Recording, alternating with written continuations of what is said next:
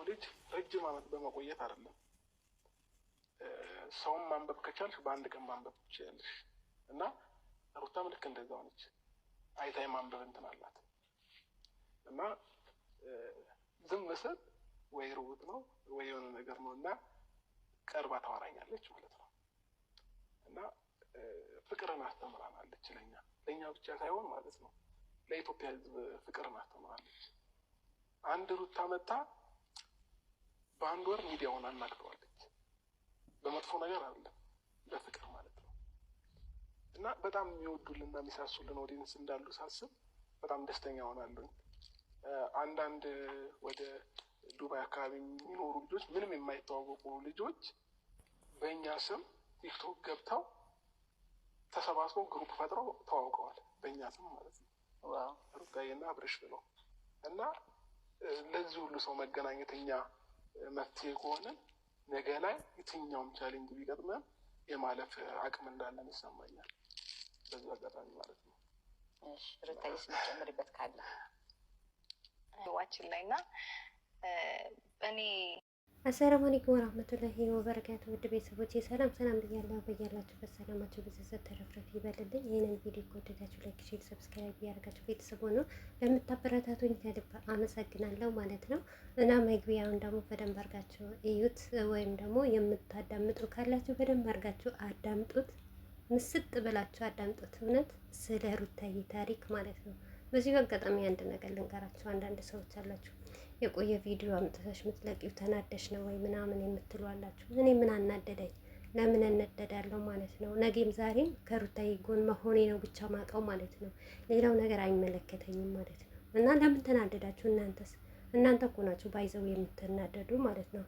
ሶ ብላለች ሩታዬ ማለት ነው።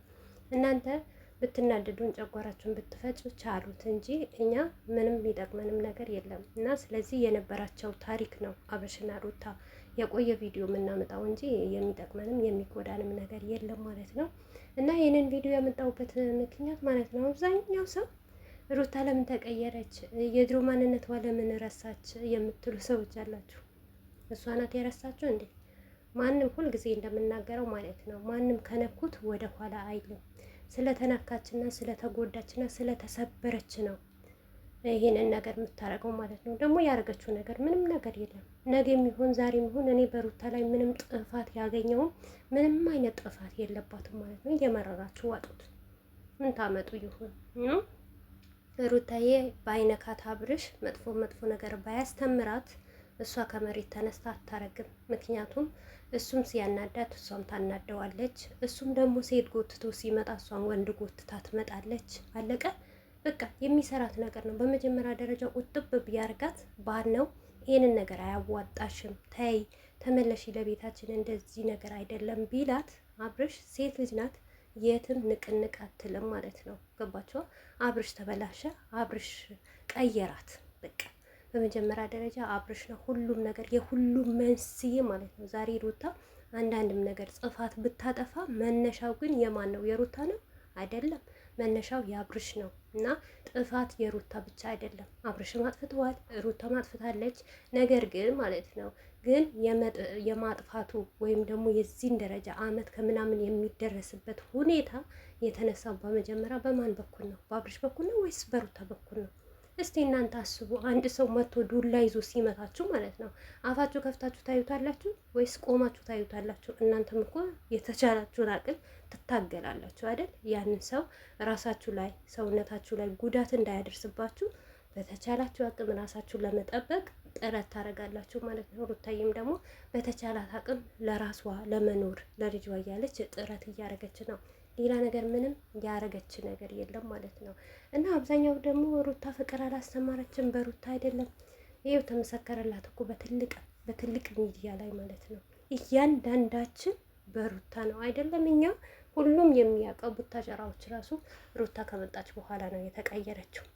ሶ ብላለች ሩታ አረጂ ሶ የት ምትባል ነገር ካፍ ያልጠፋም ብላኛለች ቤተሰብ ማለት ነው። እና ስለዚህ ማንም የማይከዳት ድንቅ የሆነች ልጅ ውብ የሆነች ሩቲ ሀብቴ ናት። ገባቻ? የሁሉም ነገር ድምቀቱ ሩቲ ሀብቴ ናት።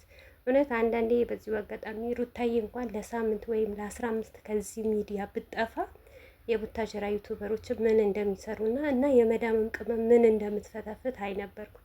ብቻ መጥፋቷን አልፈልግም። እኔ ለአንድም ቀን ልጠፋብኝ አልፈልግም። ምክንያቱም ትናፍቀናለች። በጣም የምንወዳት እና የምናከብራት እህቶች አለን እና ሳትመጣ ደግሞ በጣም ነው ቅር የሚለን ማለት ነው። ያው አንዳንድ ሰው እንዳትመጣና እንዳሰራም ሚዲያም ላይ እንዳያት የሚፈልጋለ።